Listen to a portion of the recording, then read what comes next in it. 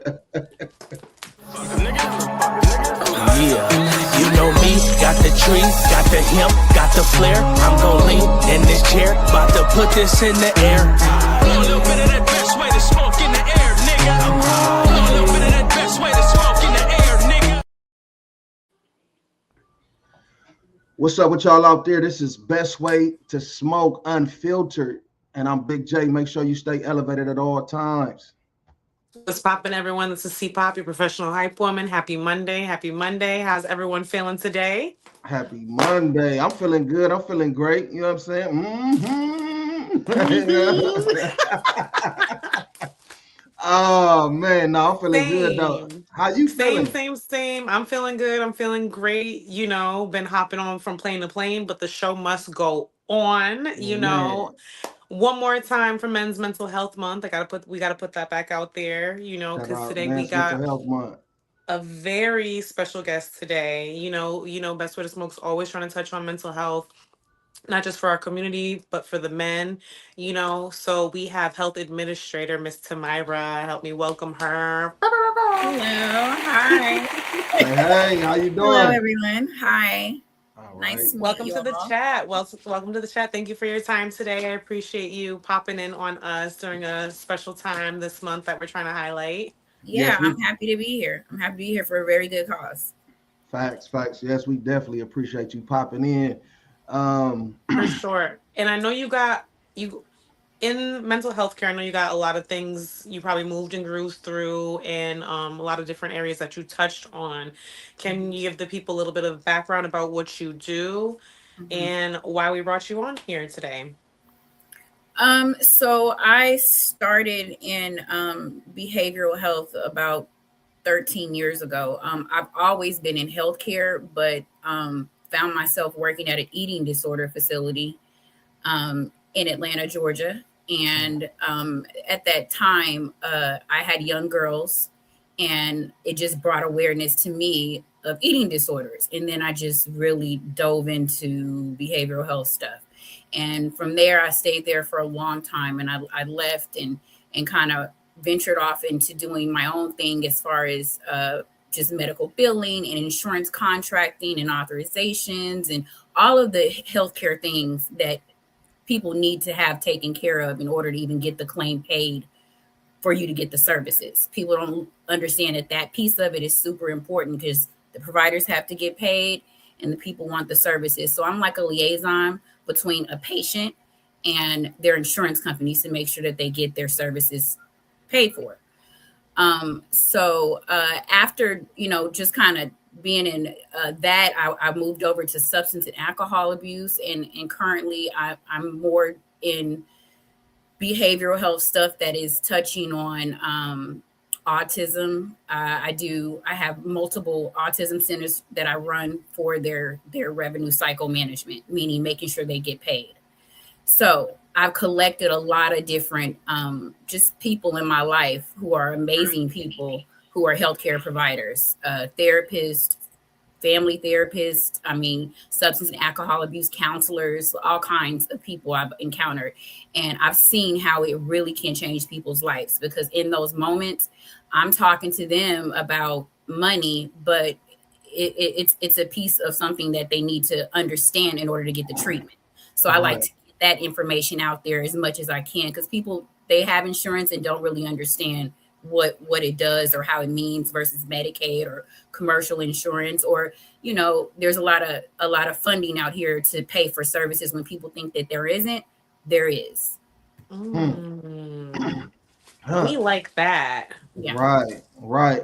And then in the realm of like the billing, you know what I'm saying, and collecting money for the providers, are providers burning out more from the trauma of the patients or from the fighting insurance companies just to get paid?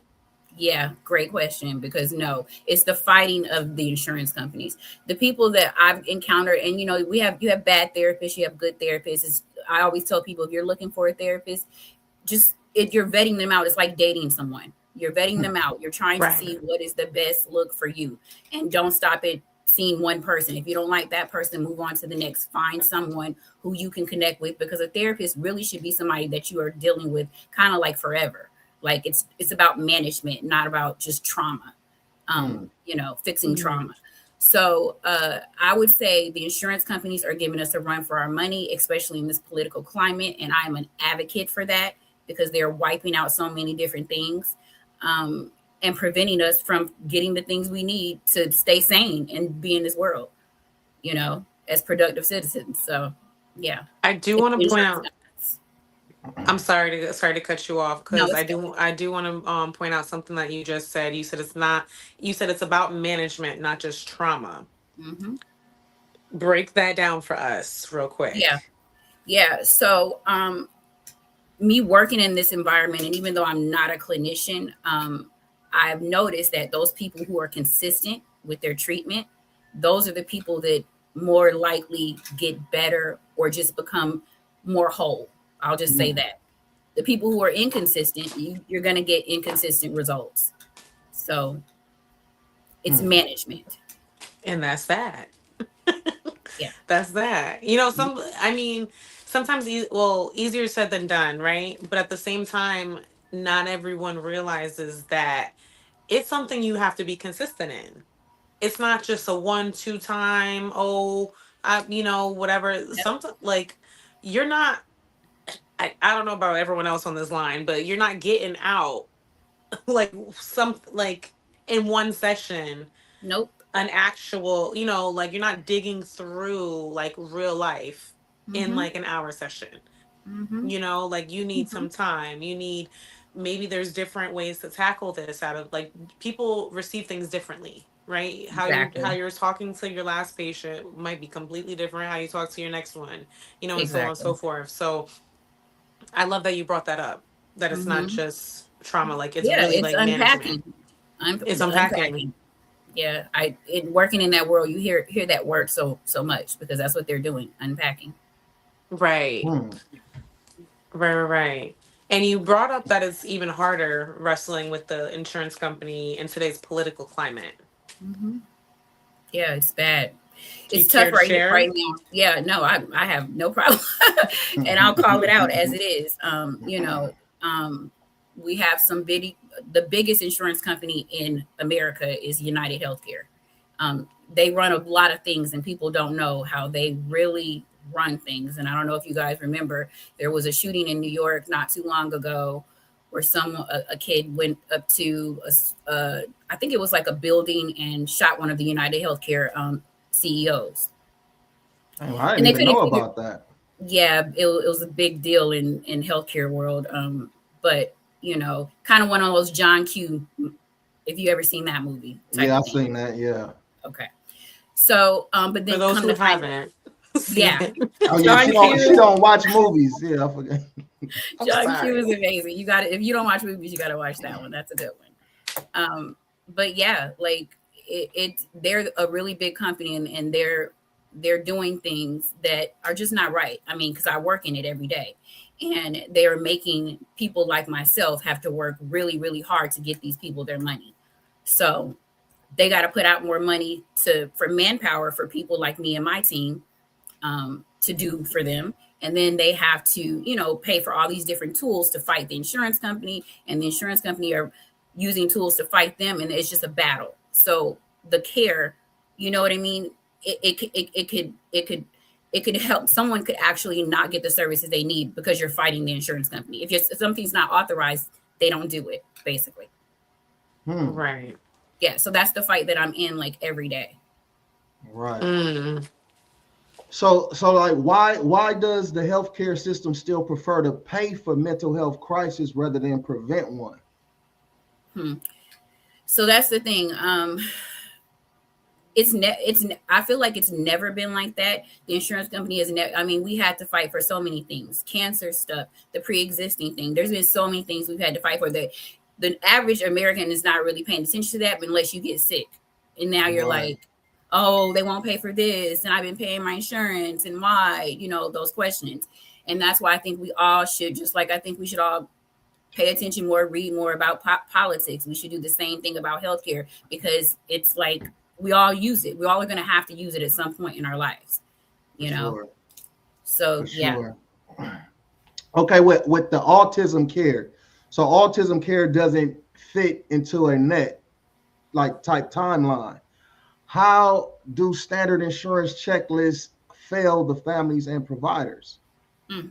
It's horrible right now, especially for autism. So autism is a new specialty. It's called ABA, Applied Behavioral Analysis. Okay. So if you ever see anything that says ABA, those are autistic kids getting the help they need. They also have adult centers as well, but usually it's a center, and they're kind of like little schools, to be honest. Okay. And there's therapists working with these children all day long, and their moms have to bring them there, and their dads and their families, and it's a lot. It's not like regular school because you're dealing with an autistic kid. And a Right. lot of us have grown up and had autism and didn't even know it, to be honest. But it just became a payable thing. I don't quote me on this, but maybe like 2010. Okay. Mm. And what are some of like the symptoms that you see from like autism? I know you said some people grew up with it and didn't even Mm-hmm. know, you know, so what are some things that we might see or we might overlook in someone who is autistic? Yeah, that's why I tell people, like, when you're out in public nowadays, it's just more likely that you may see a kid and you're like, why are they yelling? Why are they screaming? They're bad. Like back in the day, that's what we would say. But you never know. That kid might be autistic and they're nonverbal. And that's why they're doing those things. And their parents are struggling to get the resources they need to pay for the services to get this, so they can manage that child, and that child can grow up to actually still get a job or have a kid or, live a life. So it's a really big deal. And in the Black and brown community, I mean, we have children that are autistic, and Right. and it's like one of those things where we're already low on the totem pole for so many other things. Now add another layer on top of that. So yeah, so I would love to get resources out for people who have those things going on in their life and don't know where to turn. And something you said that's kind of interesting too, though. A lot of people don't know that their kids have autism or have these, mental health issues. They just, figure they bad or go lay down, go Yeah, stay in go the take a nap corner. or You know what I'm something. saying? Exactly. Yeah, No. that's a trip. I believe that, therapy, and going and sit down and talk to somebody, whatever your therapy circle is, I think it's important to have that, whether it's a professional or whether it's somebody that you can just be able to, get your feelings off to, though. It's very beneficial because holding stuff in, when that one day you're just gonna explode. Exactly. Mhm. And we keep seeing it time and time again. I mean, yeah, it's a wild time right now. So You know. Why do you feel like some individuals struggle with receiving care, like despite there being programs available? because all the information is pretty hidden, and of course, usually if a person is having some mental issues, like some serious mental issues, right? Um, they're not even in the right frame of mind to go find those services, and they might keep getting locked up, keep going to jail, keep going into rehab, but not really fixing the real problem, because the real problem is even deeper than the alcoholism.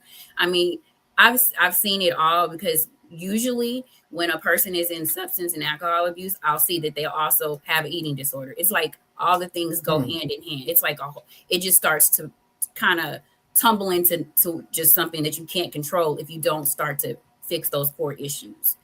Um, yeah. So Quick question: how do you recognize somebody with an eating disorder? Because I know they're not all heavy set or big. So how do you recognize that, though? it's eating habits, and like a lot. I mean, I'm not a clinician, so I can't say, but I know for a fact off of just looking at paperwork that I'm submitting to these insurance companies, they literally have all of them always have the same type of symptoms of what they do, just different things. Like Okay. say for instance, some people will just take pictures of food, just take pictures, but they won't eat. Stuff like that. Right. And people go to school for this to learn about these things so they can help these people, because I've literally witnessed people die from eating disorders, young girls, 15, 16. I see them one week and the next week they're gone. Do you feel like there is more, and forgive me if I sound a little ignorant in this topic, but do you Yeah. feel like there's more like individuals who suffer from overeating or undereating, or what? I don't know the Again, forgive statistics me. on that, but I can say based off of the facility that I used to work in, I saw more people who were anorexic. Malnutrition. Yeah. Yeah. And there was a few bulimia, which is when you overeat and do things like of that sort, but more anorexia than anything. And Mm, a lot of times coming from people who are like just over the top about sports, you know, young ladies, cheerleaders, stuff like that. mm. Yeah.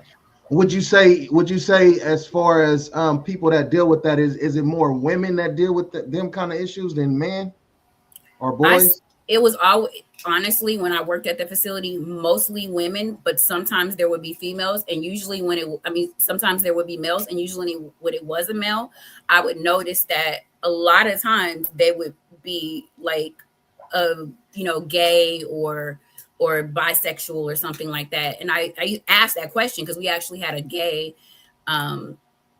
therapist, and he saw all of those patients, and he was really good with them. And I asked him, I'm like, what is the correlation with that together? And he didn't have any answers for me, but I think that there is something with that as well. Yeah, that's interesting.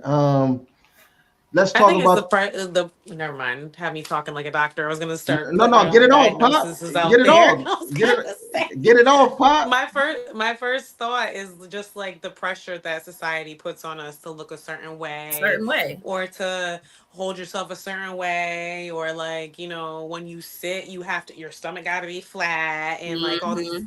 things that it's like, it's not like, no. Yeah, and social media is not helping that with younger people. It's just getting Hmm. worse. Hmm. It's not. There's not. I overheard a couple like young kids around my job talking about how like they were like exchanging like weight loss medications and things See? like that, and it was a young gentleman who's always in the gym, like he's always talking about it, and he's thin. He actually got a really good body on him. He's thin, he's like buff in certain areas, like young, full of life, and he's trying to be on weight loss whatever because he wants to see his veins in Yeah. his arms. And I'm Yeah. like, I stopped him real quick. I'm like, excuse me, please, please, please, you are way too young to be having like, what do you mean you want to lose 5 pounds off of weight loss medication? Like, Mm-hmm. you don't even know what's in this stuff. You don't even know who you're getting it off of. Yep. Like, what are you Man, doing? Like, no. And he's just like, I want to see my veins. I'm like, please no. Like, I hope he listened to you. It's all he kinds of didn't. I it's can all already kinds tell of he didn't. those kinds of things like that are going on because you're looking at other people and thinking that's what I should look like, but it's really unhealthy. But It was a yeah, group of them. It was like 3 or 4 of them. I was like, guys, no. And they all looked great. All of them. yeah. I really All I looked would great. when my girls were growing up because I worked in that environment, I always was just paying attention Hmm. to are you eating and I was over the top about it, and I'm always talking about it now with other people because I work in that environment, and I didn't realize how it's everybody, even older people had it, Hmm. who Oh, had yeah. it for all their lives. There was people there who would come that were older, and they just fell into depression, and now they're back with an eating disorder again. Now they're not eating, or they're overeating, or whatever it is, but to the point where it can kill you. Mm. Yeah, that's deep. That's Yeah. deep. That's deep. So, is there any resources in that realm that you can tell people about? Yeah, so I do have a list of providers, and these providers that I have basically are providers that you have to, specialties are different. So if you have a child and you're thinking you want to get them tested for autism, that's a whole different thing. You have to go straight to your primary care doctor. You have to get referred out. It's a whole process. So you're really not just going to go find a therapist for your autistic kid. That is more of a medical thing. You transition from the medical piece from primary care and refer it out to an ABA center. But as it relates to things like eating disorders and substance and alcohol abuse centers, a lot of therapists, they specialize in those are like the main things. If you can get you a licensed therapist, usually that's a part of their curriculum of what they do. Now you can decide to choose specialists, so you only want somebody who only talks to you about substance and alcohol abuse, but usually they also can do family therapy and those things are a part of it, to be honest.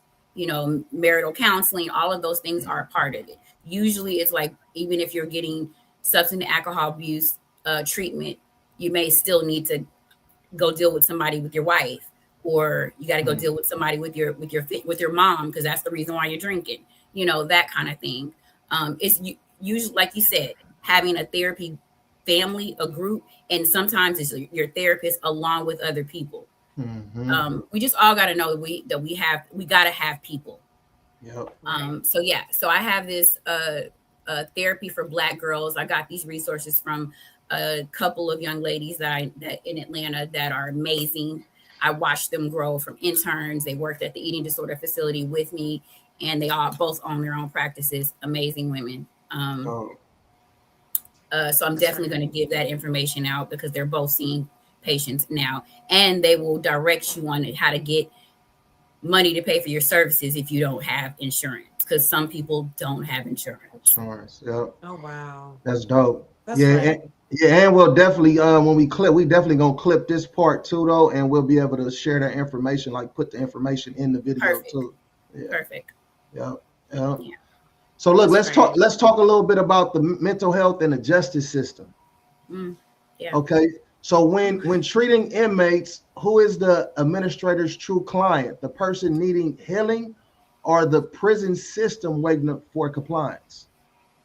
So I don't know much about the healthcare system as it relates to mental health in prisons, because from what I can tell, it's non-existent. If somebody is in prison and they're bipolar, I've never heard anybody saying my therapist is coming to see me. But should they be? Yes. For sure. And that's the problem. But we have to pass laws, and we have to fight, and we have to talk about it, and we have to do these kind of things so that is the case. But of course, there's all these resources for people after the fact. I know a couple of guys who went to prison for 10 years, both of them, and started nonprofits when they got out, because they did the right thing when they got out. For whatever reasons, they turned their lives around, and I witnessed it. And they reached out and helped other people. That's where we're going to get as a community, is to help each other. So when it comes to the prison system, they're not going to help them. Yeah. That all that has to be done when they get out of prison, and by that time the damage is done. Right. So man, Right. So we're working backwards. Right. Literally. But you got to have hope, so you got to keep going. And we all have those stories of family members. Somebody knows somebody who has been broken by that prison system. Facts. I mean, just speaking from experience of experiencing it, yeah, it's not no help for inmates and stuff. And you barely can go to school in certain prisons, because it's always things going on, lockdowns and all kind of stuff. So I think just being able to keep shining a light on that aspect, though, maybe it'll help. Maybe getting down there, getting some bills wrote up that can help people in prison, because it's supposed to be rehabilitation, right? But that shit is not rehabilitation.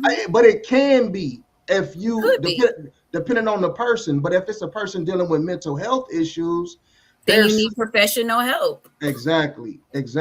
And most people are not going to look at it like, damn, I need to go talk to a therapist, or when I get out, and it leads a lot of people right back into the same direction of what they were doing before, though, really not having no understanding of what they going through mentally. Yeah, it's deep. Yeah. Yeah.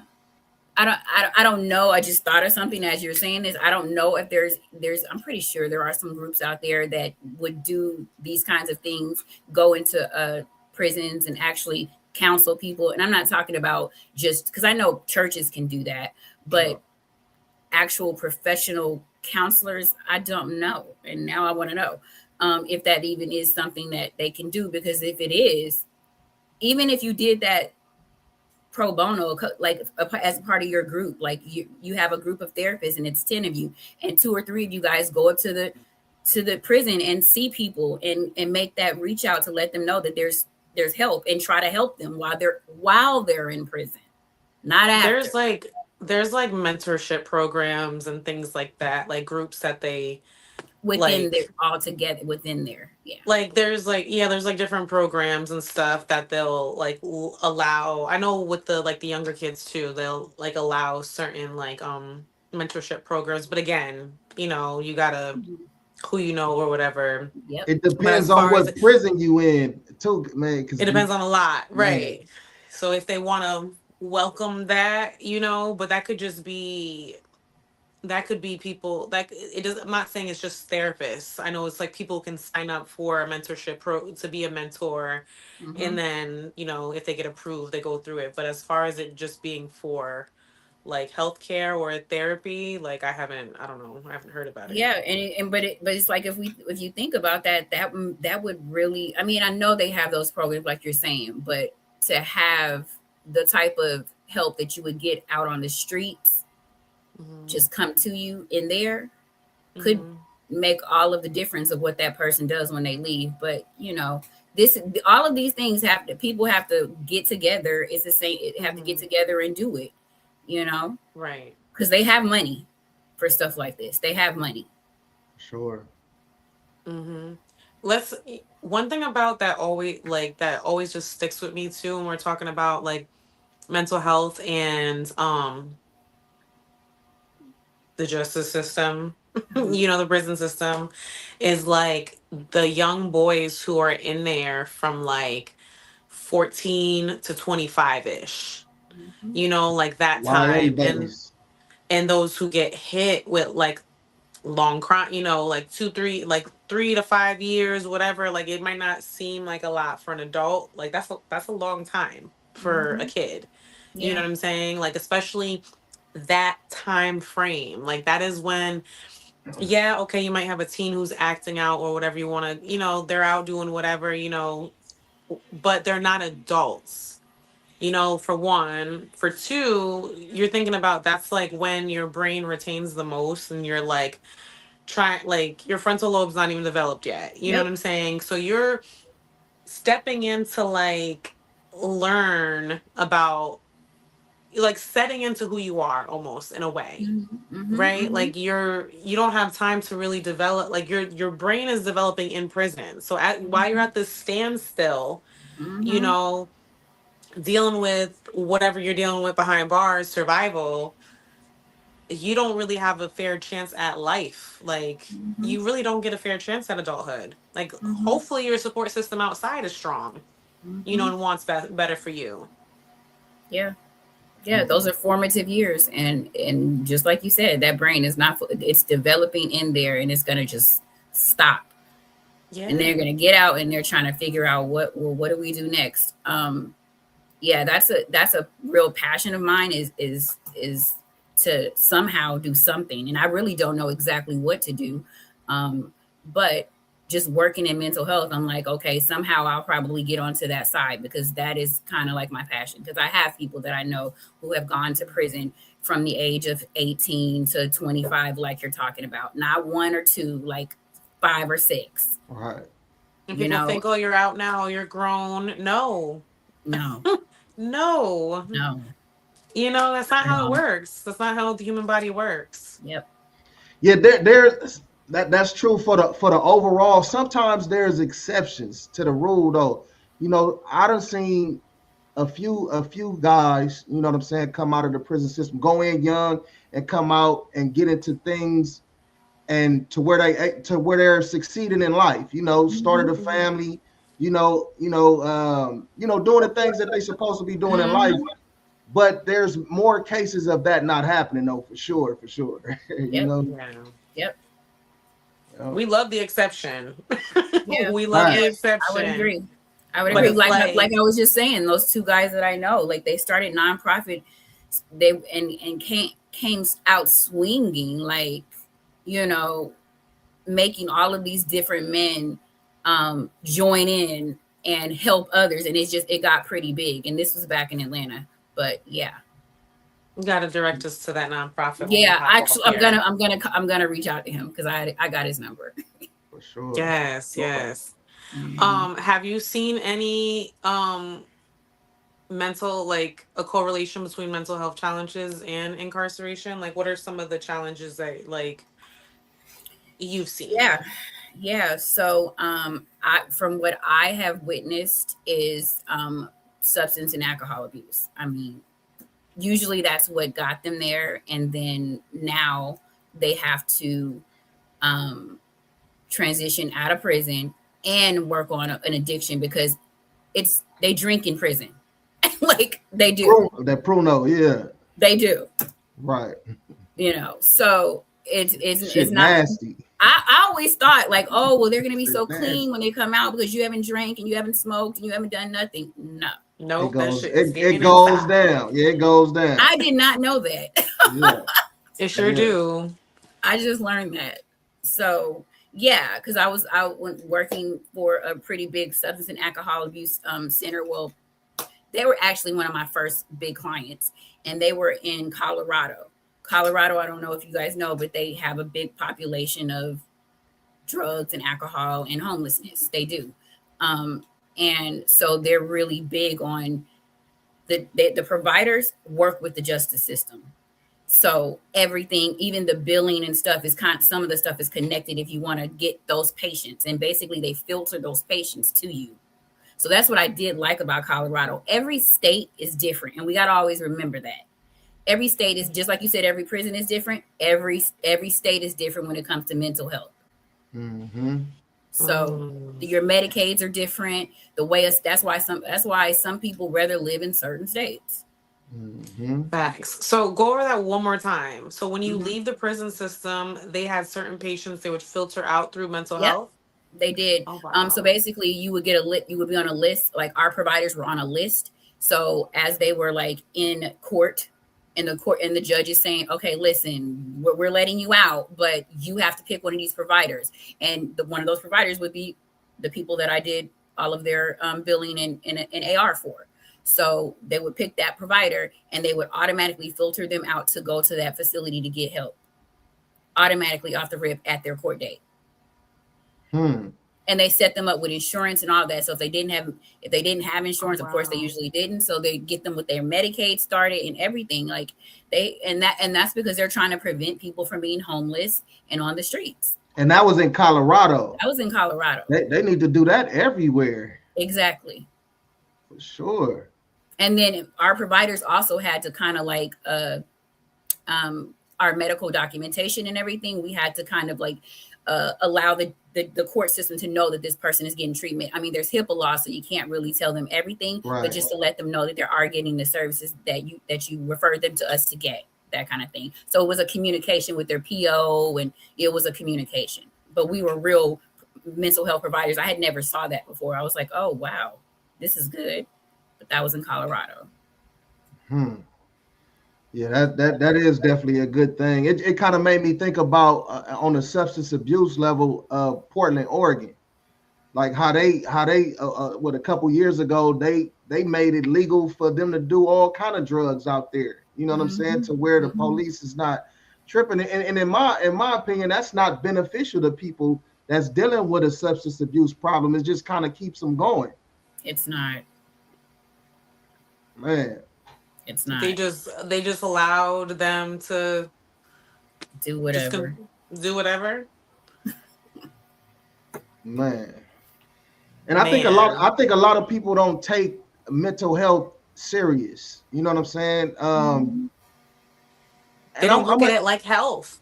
Right. And I'm gonna say, like, especially men, like us as men, you know, like me being a man, just being able to voice certain things and certain feelings and emotions and stuff like that, and then not feeling like a punk, you know what I mean? Or you know, your woman or however looking at you crazy and stuff like that. I'm glad I don't deal with that personally, and I have a tight circle. You know what I'm saying, with family members, a lot of my cousins, my brothers, Awesome. and stuff like that, to where we all congregate and we talk about a lot of different things, and sometimes it gets deep.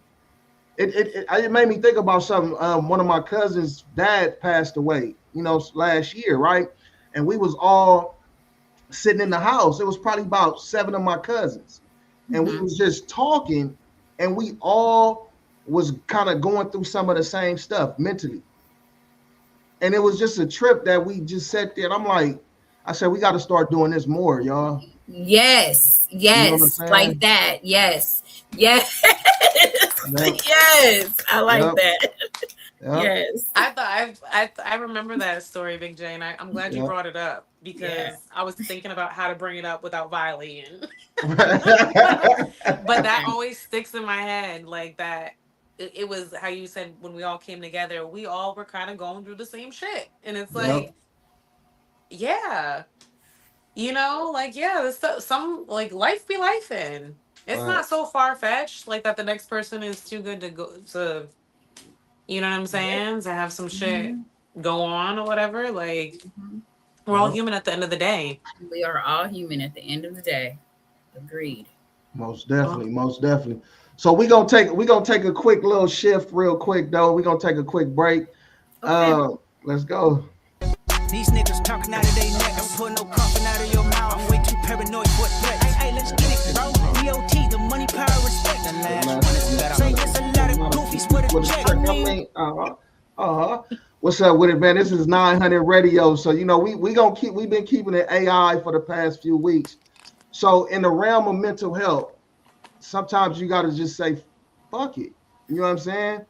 So we're gonna get into this song right here. This is an AI song by Nick Hustle called "Running Out of Fucks to Give." So let's get into it, y'all. Let's go. Let's go. Let's go. Let's go.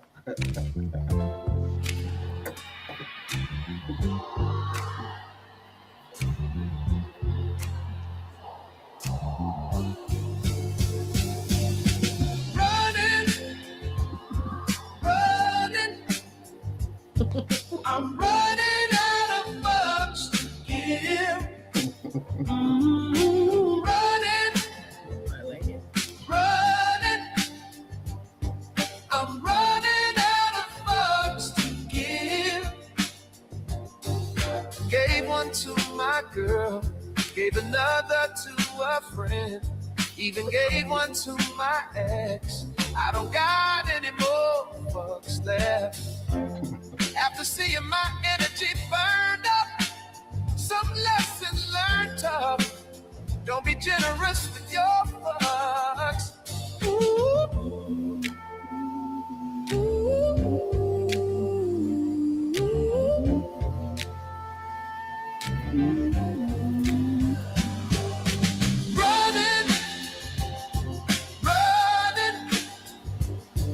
I'm running out of fucks to give.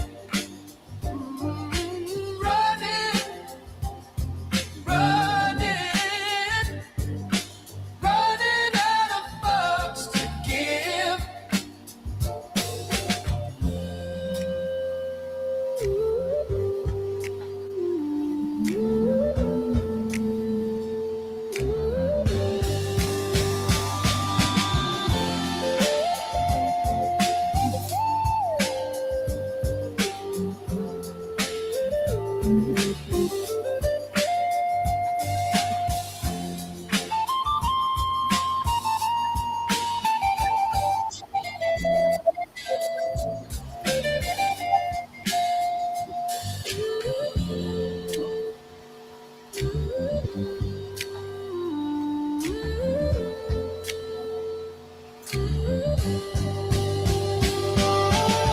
I'm slowly running out of the shits too much of it can get you. I got bills, I got shit to do. Too many fucks to give in my whole life. I don't have any to give you.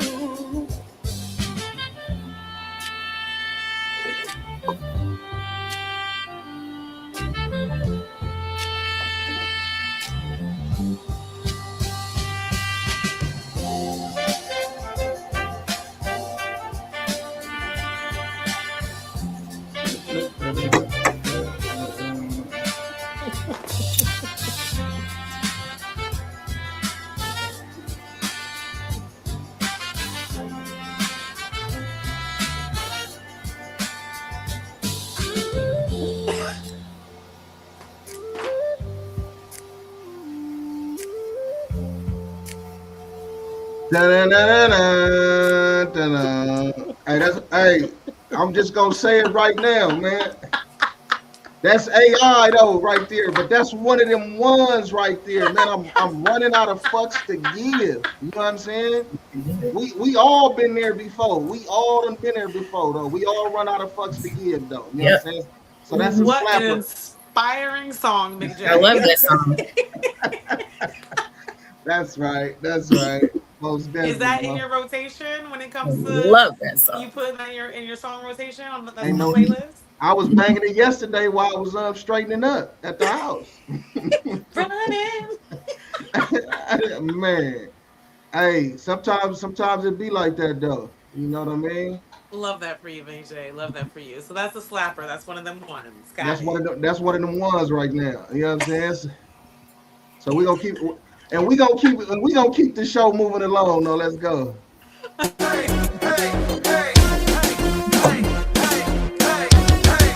on, let's go. Welcome to the pop off, y'all. Welcome to the pop off. So this segment, I'm just gonna list some. There are gonna be some questions, but I want the first thing off the top of your head. Okay, to my room. Okay. You there with me? Yes. Oh, I can't hear you. I hear her. You hear her? Yeah. Okay. Wait, say something. Hello. Damn, I can't hear her, Big J. Why? What happened? I don't know. Oh, that's that iPhone stuff. Anyways. Anyways. Um, all right. I'm just gonna keep spitting it. So I'm gonna list some questions. I know you're not exactly a mental health provider, but you're in the In the field. You've field. seen a lot, you've heard a lot, you deal directly with, other professionals like yourself. So off of what you know best, from your experience, I just want the first thing that comes to your mind. Okay. Okay.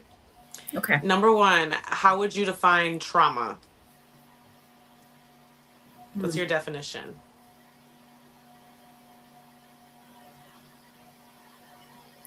Deep hurt. Repeat that, Big J. She said We gotta deep fix hurt. this. Yeah, pop, just go out and come back in, pop. Just go back out Okay. real quick and then come back in. It should be fixed. Yeah.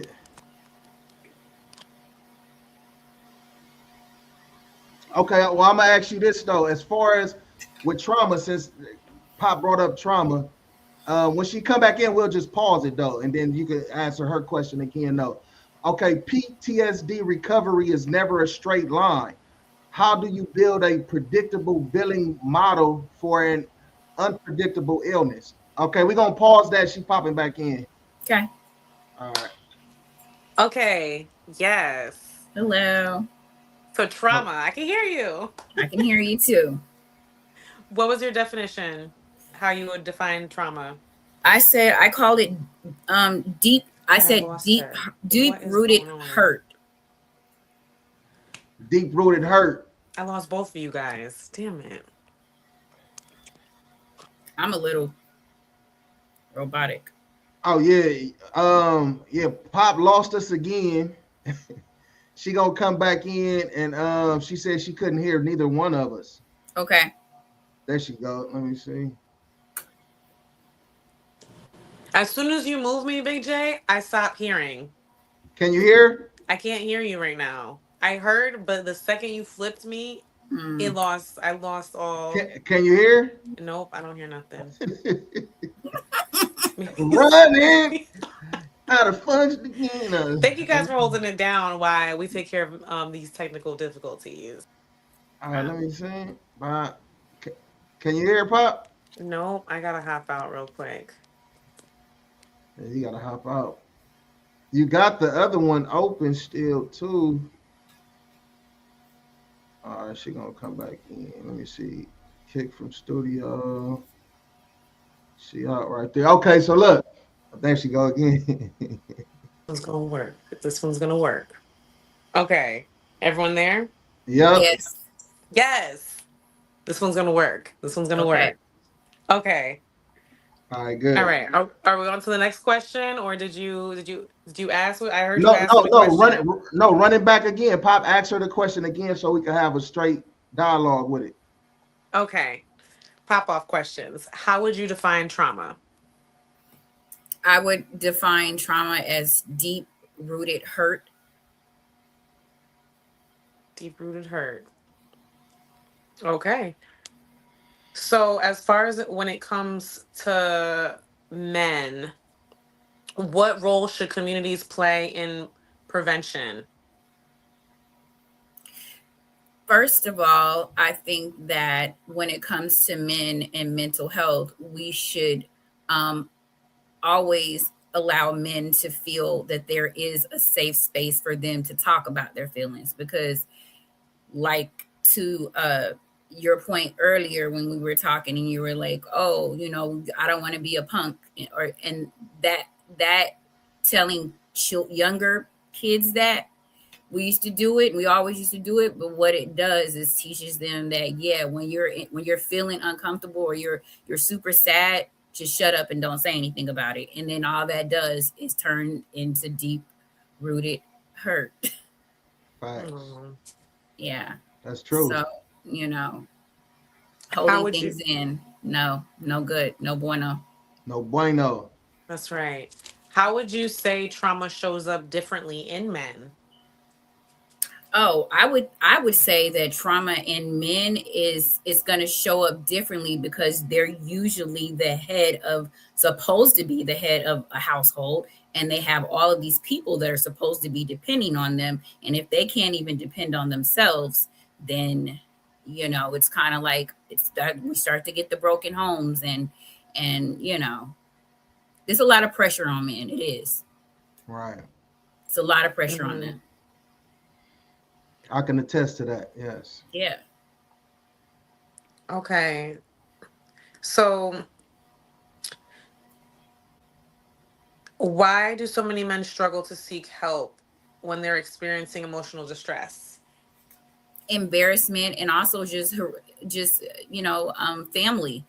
If your family never got therapy, your dad never went to therapy, you never seen your mom go to therapy, you never seen your uncle or your cousin go to therapy, then why would you? It's like some families, they believe in therapy. Some families believe in just going to church. I believe you should do both. So, it's just, it really depends on how you grew up. But now it's like we have social media and we have all these people talking about it, and mental health is just out there. We have a whole month now for men. So you would think that people would be a little bit more open to getting the help that they need and not as embarrassed or uncomfortable about it like how it used to be, Right. Right. Tamara, I'm gonna ask you real quick to go out and come back in. Just go out and come back in to see if it'll fix the freezing up. So because she giving us some good information, and I want her to be looking all the way right when you have to. That's right. Bottom right, there should be an arrow. Yeah. Just go out the link and then come back in. She look like she's moving right now, though. Right. She moving in real time now.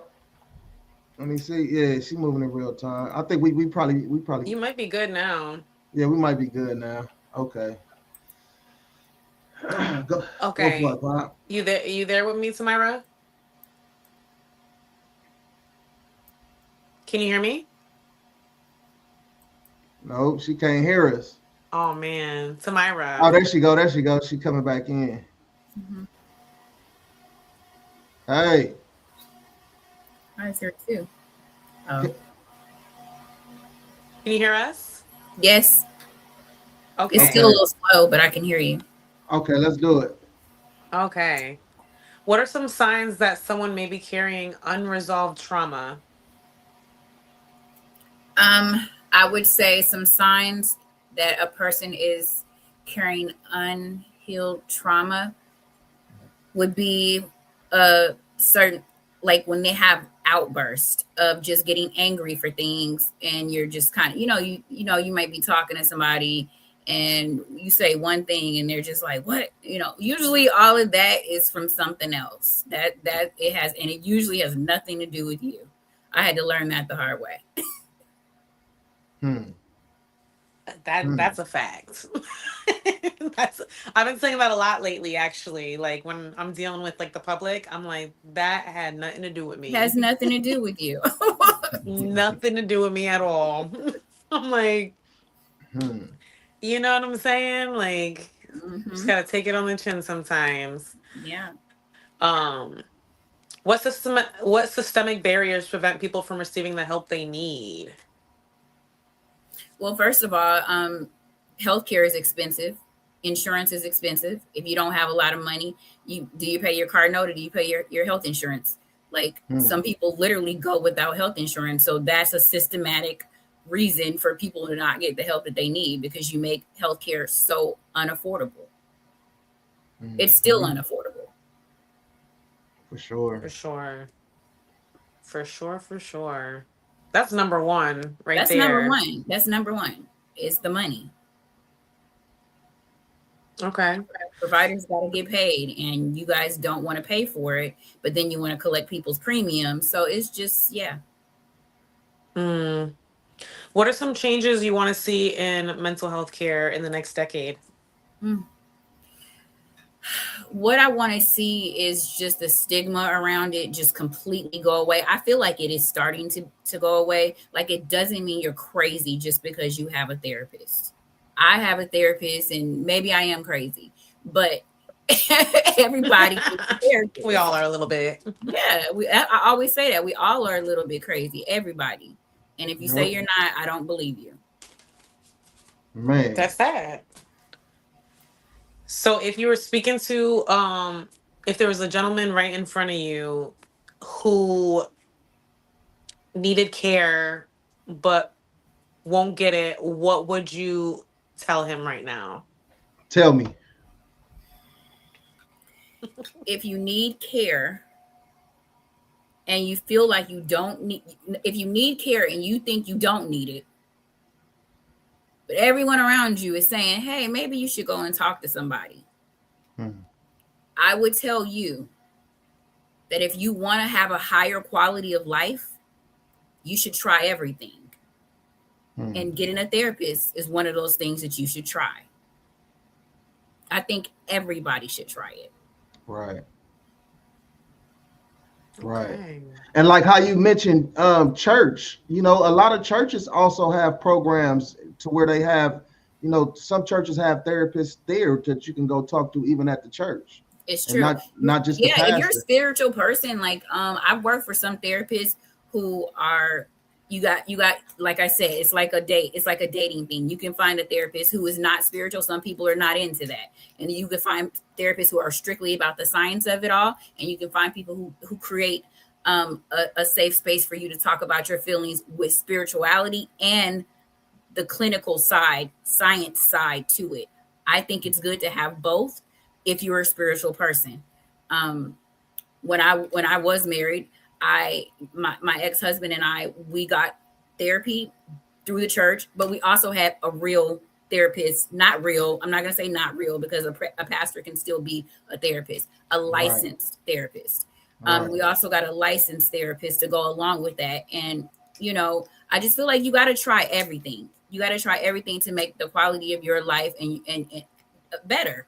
And so just like if you're sick, you go to the doctor. If you're not feeling good in your head and you're feeling stressed out and sad and depressed damn near every day, go get some help. It's okay. It definitely is. It's okay. Yep. I think in this day and age, though, like with the generation of kids nowadays, I think a lot of them, I think it's a lot more information out about mental health and you know, protecting it and learning about it and learning triggers and learning different things, though. So especially from when I was younger, I didn't really see no kind of stuff like this. Either. You know what I'm saying? When I was young. Yeah. So to see that and to actually see some people take advantage of that, especially youngsters, I mean, it's definitely a good thing. It's still a fight that needs to be had, for more people to get involved with it. And even us as men that came up in traumatic situations, even if we don't go seek help, when we talking to our younger generation, to let them know, like, man, it's okay. It might be too late for me. You or a person might feel like that, but you go talk to somebody. Don't hold this in. Or even if you want to talk to me, because even a person that's been through something that's true, you can learn something from everybody, basically. You know what I'm saying? Even somebody that's messing up, you know what I'm saying, or somebody that's doing the right thing. You could take a lesson both ways. Completely agree. Yeah. I agree. I agree with that as well. You can always learn from somebody. You can learn from somebody how to, oh, I can navigate this like this. Or you could learn of, I'm never doing that. I'm not going that direction. You can learn both sides. You know what I'm Yeah. saying? I feel like I'm the baby of the family, right? Of my family. So I got the learning from both.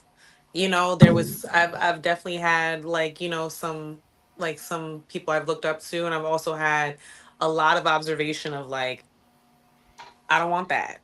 Mm-hmm. And it's funny because like my parents always told me, they're like, I like one thing about you is you just have your own mind and you're just gonna do what you want to do. Like, don't change that. And I don't. I'm like, I'm not doing that. Maybe, I'm all set with that, So Man, I've always been like that. So blessing, curse, I don't know, like, but that's a blessing for sure, for Blessing for sure. sure. man, because That's like no why, matter yeah, what, if like even like peer pressure wasn't like a huge thing for me, because if I didn't want to do it, I'm not doing it. Yeah. right, right. So them ass whoopings was all needed when they were needed. Because it was Because like you wanted to do it when you Wanted did to it. do You know it. what I'm saying? exactly. I wasn't playing nobody. I wasn't playing no one. uh, man, But for yeah, sure, for sure. Did you have something, Big J? yeah, and that's like me coming up. Like I seen a lot of alcoholics, you know what I'm saying, in my family and around. So like I don't really drink that much. I'm more of a social drinker. I probably drink once a month. If that, I got a couple bottles that's been sitting up for about 6 months, 6, 7 months. You know what I mean? You know what I mean? Yep. But that's how, because I look the same way like you said, Pop. I kind of looked at them like, man, I'm not trying to be doing all that, falling asleep in the car Mhm. crashes, can't walk in the house, Mhm. just all kind of different things though. That part. You know. That part. So, um, what are the biggest gaps in support before someone reaches the breaking point? Like, what are some of the Um, biggest gaps you see in support? um, I would say a lot of times gaps in treatment. Like say if someone is coming and getting treatment consistently and then they kind of like fall off the wagon per se. Um, and now you have like this time to not be talking to your therapist. And so it in substance and alcohol abuse is one of those things where you cannot take those gaps in those times. If you're just seeing a therapist because you have depression, sometimes they want you to go a month and then come and see me next month and let's see how you feel, you know. But it just depends on what you have going on and what your diagnosis is. Right.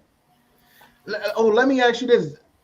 When it comes to the medication, though, I've seen and knew people that have dealt with mental health issues, depression, and different things like that. And two of them that I've seen, they tried to push medicine like drugs on them and stuff like that, antidepressants and stuff like that, but they didn't take them. Mm-hmm. They coped and figured it out on their own and got to a better place. Mm-hmm. I see, like, in a lot of situations, a lot of these doctors and therapists try to push, the medicine at people, and that I don't believe medicine really helps like that, though. You know what I mean? Because it's a side effect to taking this. Oh, it's gonna make me drowsy, but it's messing up my liver and doing this and doing that. Mm-hmm. So, do you think um, the medication side of it is like 100% beneficial to people? So So psychiatrists are the only ones who can actually prescribe medicine, right? So if you have, like, say if you have a therapist, they can't give you medicine anyway. So you just see you're seeing your therapist. They're not allowed. They're not a doctor. They can't give you medication. Okay. But if your therapist has been seeing you for a year or two and they're noticing some different things and they refer you to a psychiatrist and they get blood work done and chemically something is off that requires medication, I'm an advocate for you need to get the medication. Okay. But everybody doesn't require medication. It's literally a blood test that that they take to see where your levels are low, high, and it's a bunch of different stuff. I don't know because I'm not a clinician, but that is a piece of getting medication. And what I would say is that I've seen people get medication and it not work. But that's usually because the psychiatrist needs to try different cocktails of different things. They're basically playing with your brain and the chemicals and the medicine. That's what they're doing, trying to get this perfect balance. And some people have to have it or they won't be able to function in society. Not everybody, but some people. Some people need it, right? Yep. Mm-hmm. First thing that came to my mind was schizophrenia when you said that. Some people have to have it, yeah. Yeah. Man. Okay. Have you how can we better support individuals returning home from incarceration when it comes to mental challenges? Mm-hmm. I would say, first of all, right away, finding that right provider for you, and I know it's going to take a team of people. We just talked about that. It's going to take a team of people. So let's say you have, like an advocate, a guy who just got out of prison, and now he has like an older dude who he's younger, and the older dude is coming from prison and has been out of prison long enough, and now he's talking to him, kind of like my friends who did the nonprofit, and they're doing that. Cool, that's great. That person still needs a professional provider, and they still may need some spiritual guidance. It is a team thing, and it has to. I feel like it has to all be thrown at them in the beginning. They got to feel so loved and so cared about and so paid attention to. You know what I mean? Because once you've been put into prison, you probably feel thrown away. Mm-hmm. For sure, that's a fact. Man. Yeah, we all need people. That's a fact. Okay. That's Most a fact. definitely.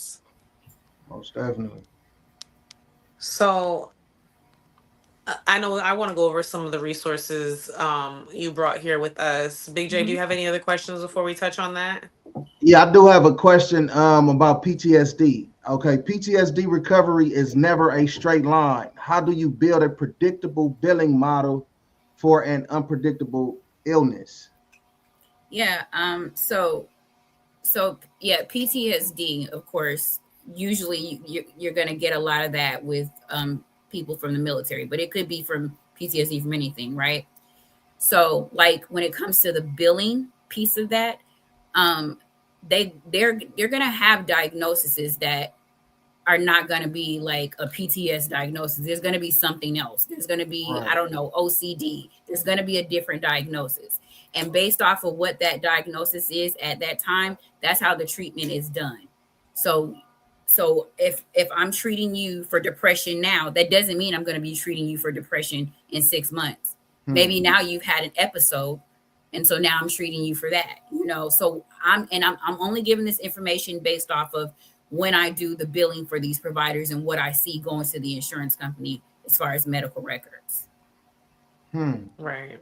Okay. So diagnoses are switched around in different places to bill to the insurance company depending on what they got going on at that time.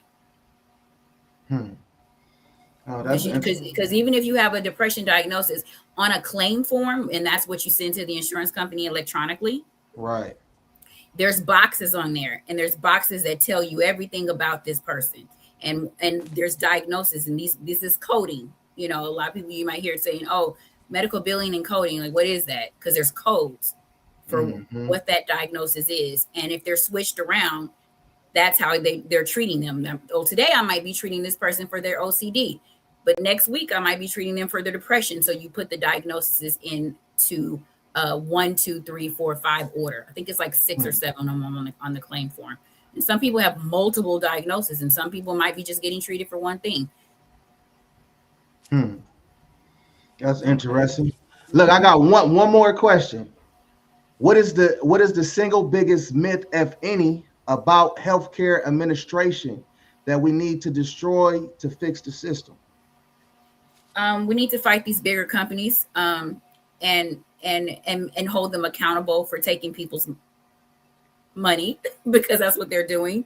They're taking those premiums every month. People are paying, and then you are telling them, no, I'm not going to pay for your services. I know for a fact that I went years having insurance and not using it for anything but a primary care appointment. So what about all that money? You know, and there's so many people who do that. There's healthy people who have health insurance, and that's what the extra money is for, is to take care of the sick people. So we have to hold them accountable. And I mean, it's all going to start politically. That's what it is. In the state of California, I just learned something really, really cool the other day. I didn't know. Basically, there's a program here called in-home health support. And it basically pays for you to take care of your family member who's older. And I went to a conference and they were talking about it, and I just didn't understand that basically, like, the state of California, they do fight to keep their programs. They literally made people a union. They created a union out of healthcare providers. These are not real healthcare providers. These are people who are taking care of their family members, taking care of their kid who may be autistic. So you can't go to work all day long because you have to take care of your kid, or you're taking care of your mom, or you're taking care of your dad or your husband, whatever. The state of California, they actually pay people to take care of their family members. And all of those people who are doing the work are a union. And Trump tried to it's only 5 states left that have this program. And Trump tried to tear that down as well, but he couldn't do it in California because we have a union. Yep. And the good thing about the IHSS too is you can start off working for, like helping your mother, grandmother, grandfather, and you can also branch out and work for other people too. They have networks. Yes, I just learned all this the other day. I didn't know that, because in Georgia, which is where I come from, they didn't have that program. So when I learned about it, I'm like, wow. And then the way that they're structuring it is preventing politicians from shutting it down. Yeah, they're smart. They have some political influence. Yeah, for sure. Let's get into these resources. Yes. So holding some of the companies accountable, not only would be politically, but speaking out. Yes. I feel like it's so hard to battle something like this politically. It really is, but there's other people who are doing the work, and once you get with them, they can help you to tell you where conferences are a big deal. I try to go to a conference at least once or twice a year in regards to healthcare administration. So it's like, if you really want to, it's healthcare. So you have to be in that world of healthcare, because that's what it's about. I mean, mental health is healthcare. Right. So, there's people that's doing work like this. It's like you have to all kind of get together. So if you go to conferences and you just talk to people, they'll direct you on where you can help. There's always something for people like us who want to help do. Okay. To do. Yeah, there's always something for us to do. Okay. I can actually one of your resources, Affordable Healthcare Georgia. You want me to bring that up? Yeah. Okay, let me bring it up. Hold on. Okay, there we go. Yep, they help you get health insurance. So there's lots of places. This is in Georgia, but there's companies like this that will help you find the right policy for you, because it's expensive. Right. Is there anything in here you want me to click on? I would rather for you go to the one. Did you guys get the Just for Men behavioral health? All right, let me go. Let me find it. Let's have some dialogue while I'm looking for it. Just for man. Just for men behavioral health. And I know you mentioned that you reached out to some of your colleagues who are clinicians or they're in the Yes. field, and they were more than happy to help get you some Yes. of these resources or share their knowledge. Yes. I think that's One, amazing. yeah. The one lady in particular that I was telling you about, her name is Ashley. And she is licensed to see patients in Georgia and in Missouri. Okay. Just for men, men's therapy destination in Atlanta. That's right. Serving all of Georgia through in person and telehealth services. That's right. That's another thing. Telehealth services are big now. And I mean, that didn't start until like 2020 around COVID time. Before that, people barely ever did telehealth services. But now it's like no excuse. You can have therapy in your home if that's what you want to do. If you want to go to an office, find a provider that allows you to come to their office. But a lot of providers are doing telehealth services because they also can be at home and have home offices and see patients from home now.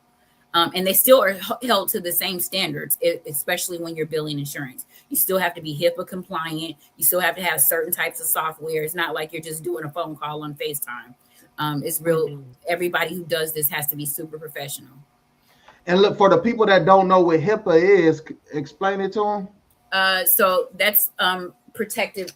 So basically, HIPAA is basically the law of protecting your personal and private information and your medical records. We've all heard of like maybe a celebrity.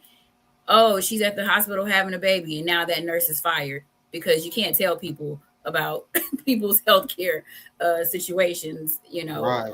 on social platforms. Like I can't come in here and tell you about an actual patient, and just put them on blast. So that's created to protect people. So say if you're doing a telehealth visit at home, the software that we use is software that's protecting you for that. So no one can, click into and accidentally hear whatever you have going on, or, it's just everything is secure because it's private. Right. Yep. It's private. That's right. Treatment and recovery scholarship. Ooh, this sounds like money. That's the one. Yeah. Okay, so we know that getting professional mental health care isn't always easy. Cost isn't always one of the biggest barriers. Um, that's right. The program helps individuals access mental health care by providing financial support for therapy or counseling. Scholarship awards typically range from $65 to $100. Funds may fully or partially cover individual therapy or counseling sessions with a licensed mental health provider. Okay, and it breaks down who can apply, application process. That's right. Okay. Is this in a certain state as well, or is it? I believe that is just going to because wherever you may, because they're just giving you the money. Now you see a licensed professional counselor wherever you see them at, and so yeah, that's just actual money. I don't think you have to live in a certain state for that. Okay, so anybody could tap into this. Yep. Free telehealth therapy sessions, free group sessions with peers. Okay. Okay, good resource to have. For sure. You can also donate too if you want. Exactly. Yeah. Yep. Treatment and recovery scholarship. They got stories on here. Pride kept me alive. Oh, let me go back. My bad. Bobby was reading. No, you're good. A letter to anyone who feels lost. The world is better with you in it. Okay. Metaphors of art being the art of being indirect. Yeah, this is dope. I'm loving this this live right here though, because it's a lot of good information that was put out there, and these are some good resources that people can actually tap into and get a little bit more information, especially if they looking for some kind of help. I would be so thankful if just one person was like, oh, well, let me just go get some help. Just one person. For You sure. know? For sure. So they had scholarships. There were some resources in Georgia for those who are tapping in who are in Georgia. Mhm. Um something for the men was they had. I love Yeah. that. I love that because it's like they do a lot, or just people in general do a lot for women when they can, but something mental health for the men. Men. We need that. Please, let's keep talking about that for Mhm. Yep. sure. Because Agreed. I feel like even when it comes to like women and like our circle, like they talk about how like women when they fall out with their friends, right? It could be so harsh. Well, yeah, because we are like you're someone we confide in. We're someone we cry with. Or you're Yeah. someone Emotion. we are very like when it comes to our Emotional. women's circle, like we rely on so many different things from a female friend. You know what I'm Yeah. saying? Like it's like They're not important. just Yeah. yeah. So it's like we have that depth when it comes to having our friendships, but like guys, it's just something so Man. different. I don't even know what it says. Like you watching football this week. What? And that's it. That's Right. And it. that's why when he was saying that him and his cousins were sitting there and they were just talking about their, like, I love to hear men talking about what's Right. going on in their life with each other. That's Hmm. amazing.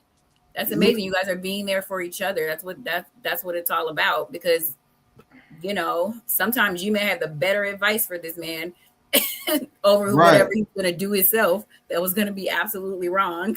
you Right. know or And that one person they call for the bullshit. Yeah. It's just like, no, don't right. listen to him this time. Hmm. you Please. Right. know? And then when you dealing with somebody, it's like one of my cousins in particular, like me and him talk every single day about about all kind of shit. And if I call him and I'm not sounding right, he be like, "Cuz, are you all right? Everything good?" And I do the same thing with him. Though, like, "You good, man? You having a good day?" And whether he is or not, we have that conversation and stuff like that though. So yeah, it's definitely important to stay tapped in, and just as a man to realize that express yourself, express your emotions and how you feeling. Don't be scared. And if a person can't, do it positively though. And if a person can't take that, then that's not the person to be around you. Yeah. You know what I Agreed. mean? That's a For fact. sure, for sure. Were there That's a some fact. other resources up there too, Big J? Um, let me see. You had that one you said your colleagues started, right? Hmm. Oh yeah, let me go to that one. We can pull that one up. Let me see. That was the Black Girls. Yep, blackgirls.com. Hold on.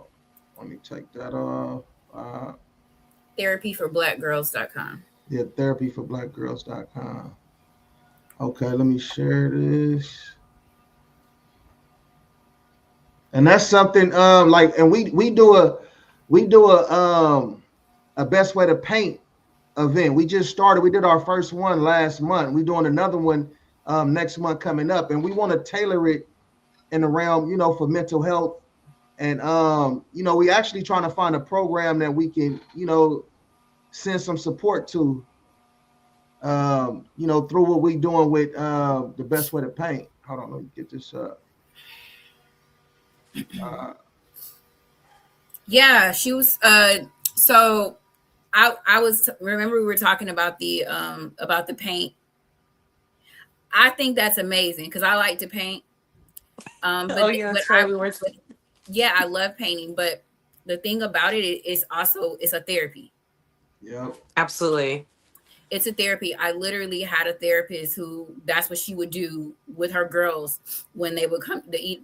When I worked at the eating disorder facility, that was one of her things that she would do was painting. Yeah. Right. And we figured the activity, for like just not necessarily our age group, but that like around Yeah. us. You know what That's I'm so fun. saying? It sounds so fun. I love that. Yeah. Whoever needs an activity, just something midday, doesn't gotta break the bank type Mhm. deal, Yep. I'm Black there for it. girls I like that. thriving. Start here, ready to get started with therapy. Our guide will help you with the first steps. Okay, and it has a guide. Get your guide. I love that. It's not so much pressure. It's like we're here to help. Yeah. Put your email in and get your guide. Mm-hmm.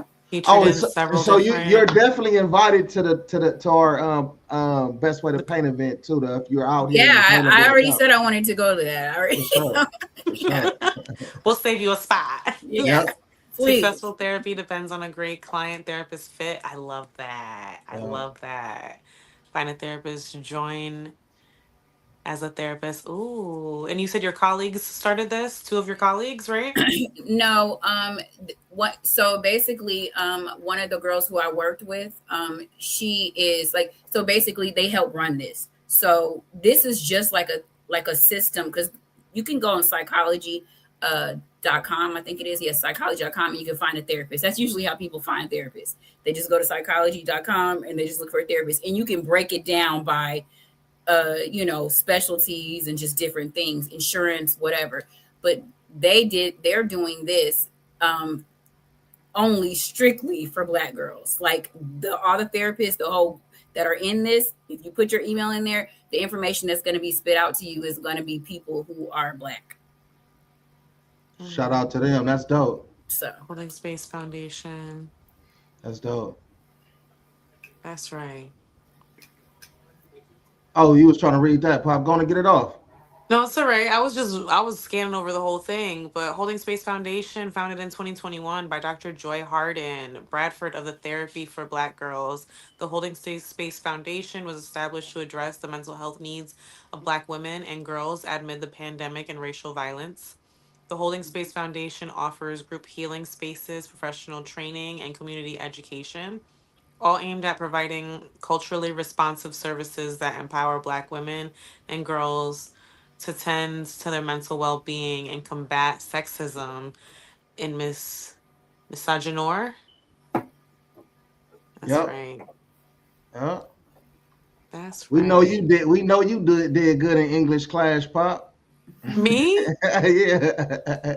You got that word right off the bat. But yeah, that's Did dope. I? Yeah, I was waiting for someone to correct me. I was like, man. Yeah, that's dope right there, though. I love. Word Let me heals. let me ask you this question though. Do you think people, when a person say they healed, because me and Pop have a little thing about when people say they healed though, right? Do you think people full of cow manure when they say they're healed? I mean, some people are. If they did the work, then maybe they are. Right, But it's still going to deserve management. right. Yeah, that's because that's what I believe. I think it's a ongoing process though Yeah. of healing and stuff though. I don't think you're never just 100% healed, but you could be in the realm A of better place. right. You know what I'm I saying? think when someone's like, "Hey, I'm healed," I feel like that's a red flag. I Red get flag. scared. Most definitely, most Like if you definitely. telling me this unprovoked, Mm-hmm. Mm-hmm. like, Yeah, are you now? yeah. No judgment, you know what I'm saying? But it's just like it's He a said, thing "Are where you I'm like, now?" you know what I'm saying? Like I don't think it's a linear process, like Big J was saying. Right, It's kind of like a. She's like, that's great, but it deserves management. It does. for She put sure. it perfectly. She put it perfectly. That's right. That's So this right. this I'm very grateful for you tapping in with us on this topic and dropping your expertise on us.